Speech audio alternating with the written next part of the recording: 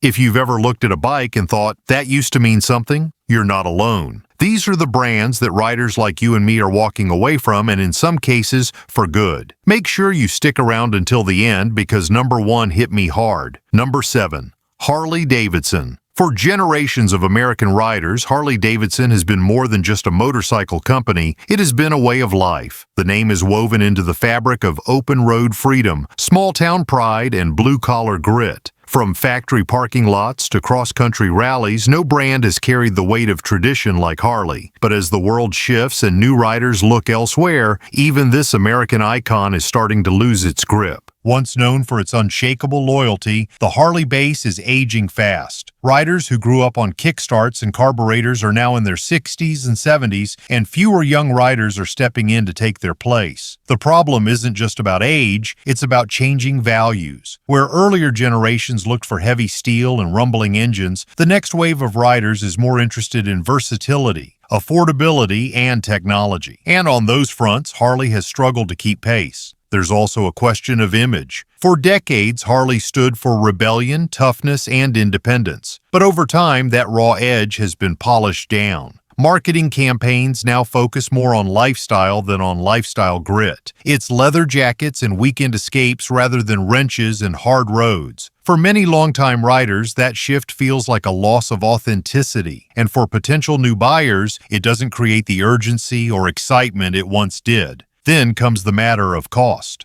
Walking into a Harley dealership today can feel more like buying a luxury vehicle than picking out a bike built for the average working man. Between high starting prices, extra fees, and optional packages, even entry-level models can push far beyond what many are willing or able to pay. And while the machines are built to last, the question becomes, who is actually buying them? Harley has made moves to stay relevant. The introduction of modern tech, new engine platforms, and electric ventures has shown that the company is trying to evolve. But evolution is only half the battle. What's missing is clarity. Who is Harley really for now? The purist who still wants air-cooled simplicity and stripped-down muscle? The new rider who expects touchscreen dashboards and rider modes? Or the touring crowd that wants plush comfort and endless customization? Trying to satisfy all of them has left the brand straddling a widening gap. Across the country, some dealerships are feeling the pressure. Inventory sits longer, trade-ins drop in value, and more customers walk in just to browse, not to buy. That's not the fault of the product alone. It's a reflection of a brand that no longer owns the cultural spotlight it once commanded. Without a clear story to tell, even the strongest name begins to fade. Still, the history remains. The sound of a Harley firing up on a quiet morning still stirs something deep in the American soul. The shape, the stance, the road presence, they are all instantly recognizable.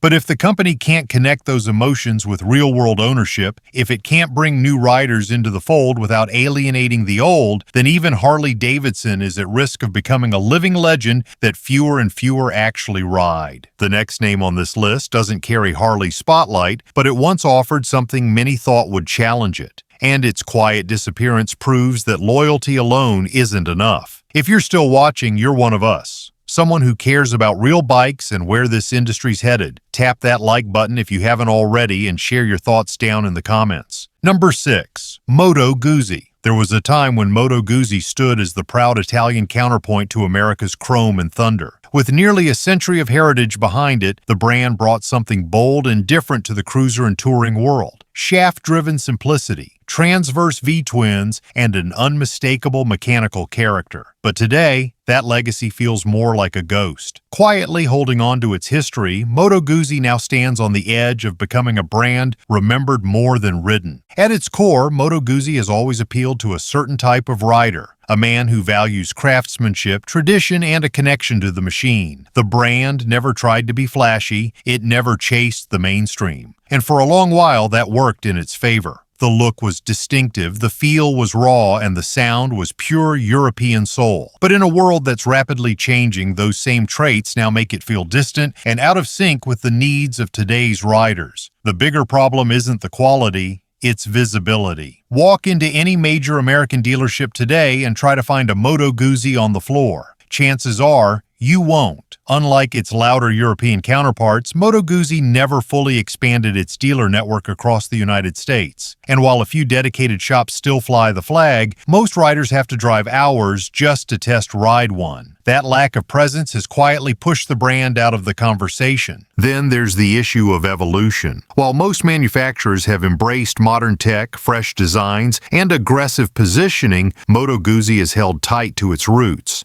In some ways, that loyalty is admirable, but without a new generation of riders to appreciate the charm, it starts to look like stagnation. The styling has changed only slightly over the years, and for many riders, it feels like stepping back in time. Not in a nostalgic way, but in a dated one. Maintenance and parts availability only add to the challenge. In rural areas or small towns, getting a Guzzi serviced can be a waiting game. And while online communities are strong and passionate, that doesn't help much when your nearest certified mechanic is hundreds of miles away. For older riders who value reliability and simplicity, those hurdles add up quickly. What's most frustrating is that Moto Guzzi still has all the ingredients to succeed: rich history, mechanical identity, and a cult-like following in some circles. But without serious investment, marketing, and modernization, it risks fading into irrelevance. It's not that the bikes are bad. It's that fewer and fewer people even know they exist, let alone consider buying one. Even the brand's identity has become harder to define. Is it a touring machine, a cafe racer icon, a luxury cruiser, or simply a relic of post-war European design that never quite found its footing in the American market? That ambiguity leaves too many riders unsure of what Moto Guzzi really stands for today. The truth is, nostalgia only goes so far. Without new riders throwing legs over the saddle, even the oldest names can go quiet. And unless something shifts soon, Moto Guzzi may find itself becoming more museum piece than mainstay. The next bike on our list is a name that was born in America. Built for performance and for a brief moment. Looked like it could take on the giants. But even with strong roots, it could not weather the storm. Some of these brands may be disappearing, but the right riding gear never goes out of style. We've linked our trusted picks in the description below. Number 5. Victory Motorcycles.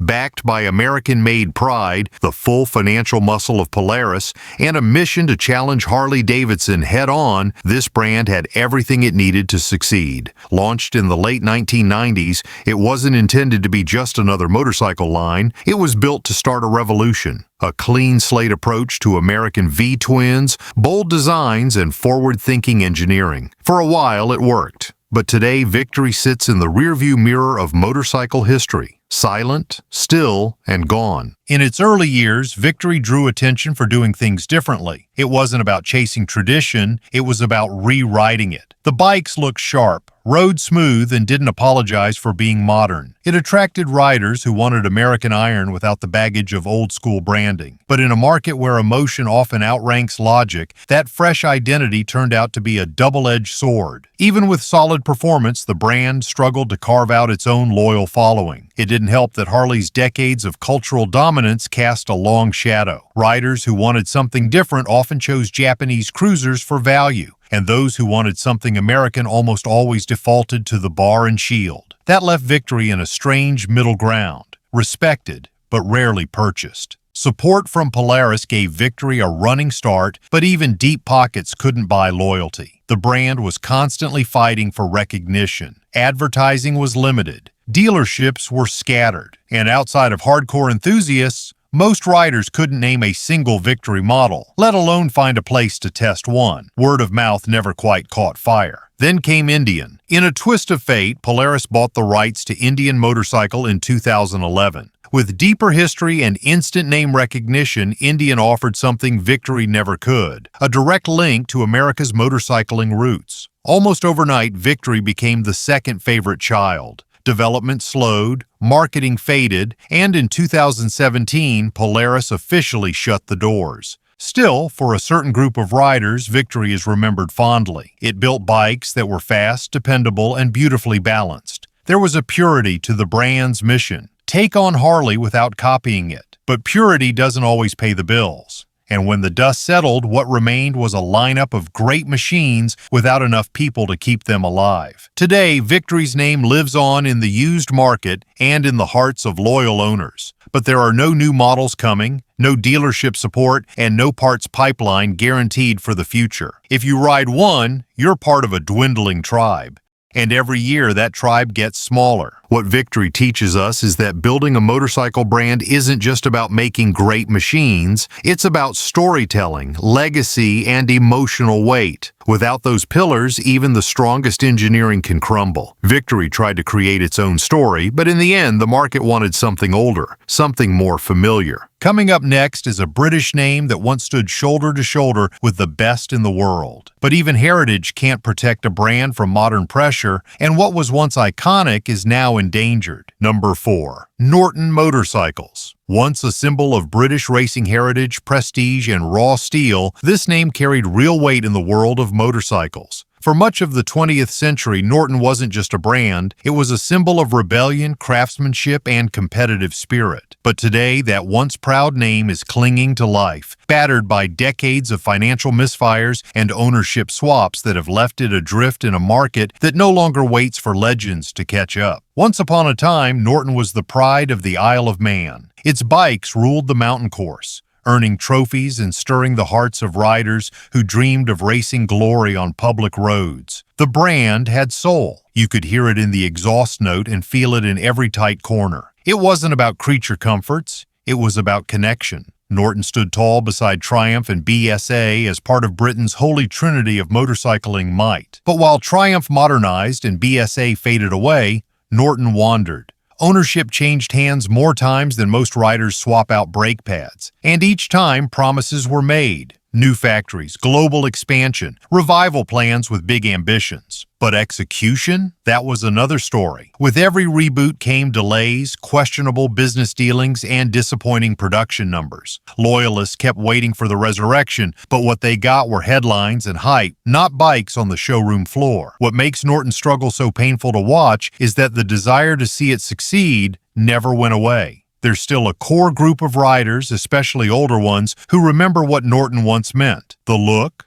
the feel, the British attitude, all of it stirs something deep. But that nostalgia has become a burden. Every year the brand fails to fully deliver is another year it risks being written off as a relic rather than a revival. In the modern marketplace, Norton is a ghost. Few dealerships carry the name. Fewer riders have actually seen a new one in person. And with supply chains, pricing, and customer confidence all working against it, the brand's road ahead looks increasingly narrow. You can't survive on history alone, not when competitors are rolling out new machines with refined technology, global service networks, and massive marketing engines. There's still a flicker of hope. A major Indian manufacturer stepped in recently with promises to restore Norton to its former glory. They've built new facilities and laid out a vision, but we've seen this movie before. Ambitious talk, slow delivery, and a market that's already moved on. At some point, the window closes, no matter how famous the name once was. And make no mistake, Norton was once the name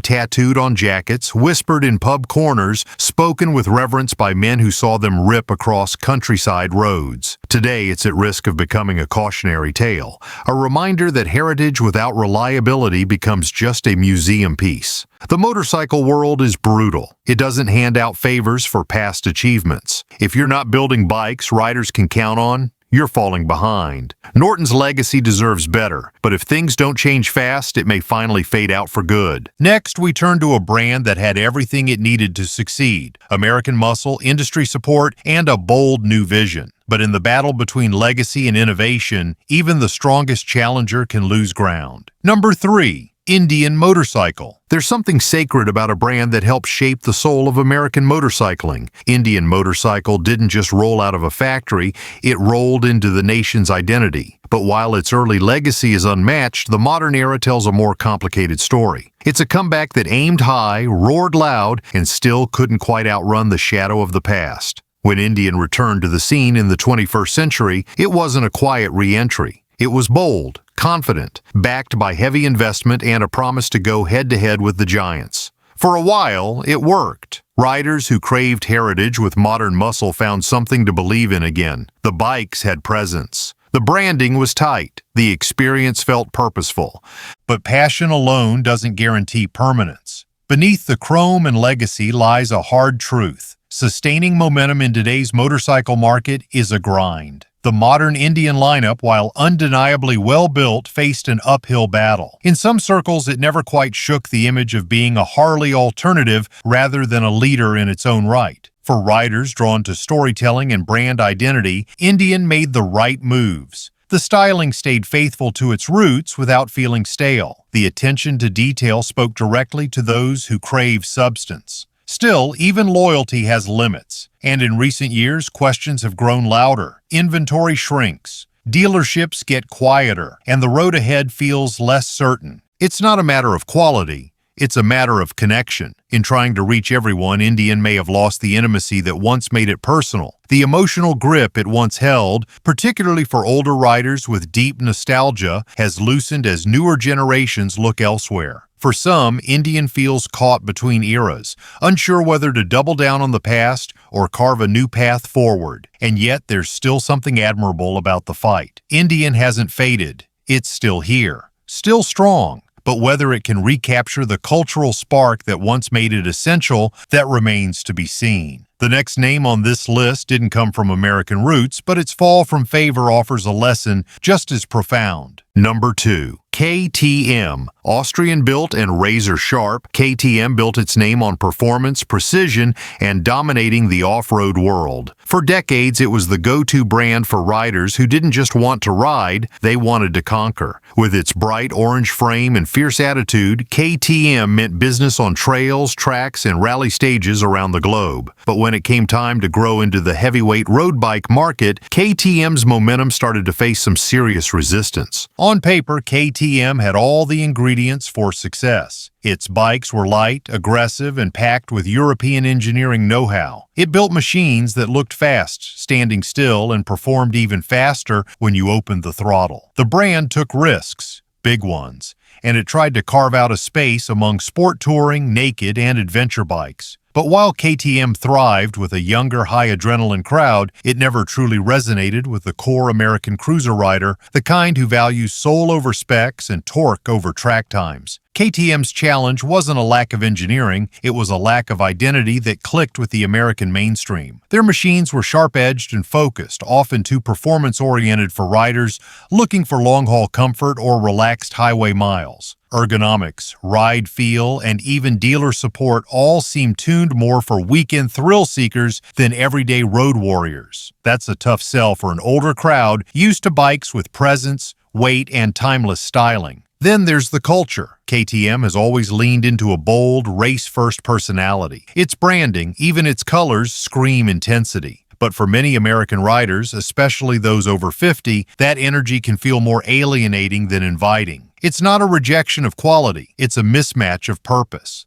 A Harley rider wants to feel the road in his chest. A KTM rider wants to rip through it. And while both deserve respect, there's little overlap between the two. As KTM pushed deeper into larger displacement machines and higher price points, another problem crept in: value perception. American buyers willing to spend big money often look for more than just lap times. They want heritage, service networks, and bikes that hold their value. KTM's offering started climbing in cost, but lacked the emotional payoff that brands like Harley-Davidson or even BMW deliver. They were premium machines without the cultural weight to back it up. To be fair, KTM's dirt heritage is still solid. If you're buying a motocross or dual sport bike, the brand is tough to beat. But that loyalty hasn't fully translated to the road market. Many riders who grew up racing KTMs in the dirt now find themselves shopping for cruisers and tourers, and they're turning elsewhere. KTM didn't follow them. Instead, it stayed in its lane. Bold, fast, niche. Now, with competition heating up from all sides, KTM's road presence in the U.S. is thinning. Fewer dealerships, limited cruiser appeal, and a lack of emotional connection to the riding lifestyle that defines this country. It's not that KTM failed, It just never fully belonged to the American tradition of road riding, and in a market built on loyalty and legacy, that makes all the difference. The final brand on our list represents a dream that many American riders rooted for, an underdog story with grit, passion, and a name born from rebellion. But even with all the heart in the world, sometimes the road just runs out. If this list hit home, or made you rethink your next ride, make sure you subscribe. We cover the bikes that matter, the brands that are fading, and everything in between. No hype, just real talk for real riders. Number 1.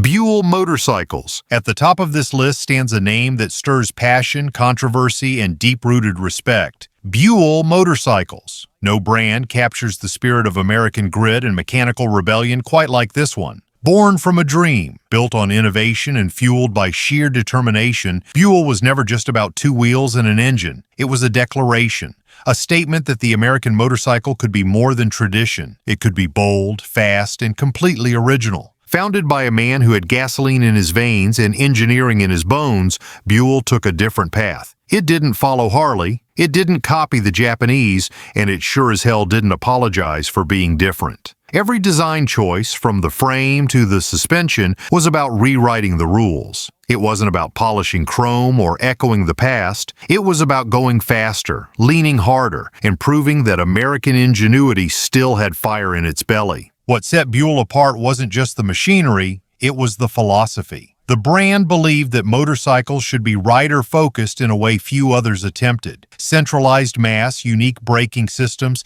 and unconventional layouts weren't gimmicks. They were engineered advantages. To many riders, it felt like discovering a secret club. Owning a Bule meant you weren't riding just for looks or nostalgia. You were riding for the feel, the precision, and the thrill of something completely outside the norm. But being different in the motorcycle world comes at a price. While the rest of the industry leaned into predictable formulas, Bule stayed committed to its radical approach. That courage earned it loyal fans, but it also made the brand vulnerable to corporate pressures and market trends. The relationship with Harley-Davidson was complicated, sometimes supportive, sometimes strained, and eventually that tension reached a breaking point. When production halted, it didn't just mark the end of a company, it marked the silencing of one of the most original voices in American motorcycling. Riders who understood what Bule meant weren't just disappointed, they were heartbroken. This wasn't just another brand going dark, it was a hard lesson in how tough it is to keep innovation alive in a world that often favors the safe and familiar. And yet, Bule refuses to stay buried. Over the years, it has shown signs of life, restarts, reboots, and rumblings of a full return. Every time riders lean in, hopeful, because deep down the dream never really died. For the kind of rider who believes that American bikes should push boundaries, Bule remains the ultimate underdog, a reminder that performance and patriotism don't have to be opposites. Today, even as other brands fade or shift direction, Bule still means something. It means daring to be different. It means putting the rider first. It means believing that an American bike can be more than muscle and history. It can be sharp, thrilling, and ahead of its time. Whether or not it regains its footing in the market, Bule has already earned its place in motorcycle history, not because it followed the path, but because it blazed its own. And for that, it stands proudly at number 1. If this list made you think twice about what's parked in your garage or what you're planning to ride next, make sure you hit that subscribe button. Some brands are fading quietly, others are being embarrassed, publicly and for a fraction of the price. If you thought this list was brutal, wait until you see the bike that's beating Harley at its own game, for $2,000. Click to watch what happens when performance, price, and pride collide. Don't forget to like this video and drop your thoughts in the comment below.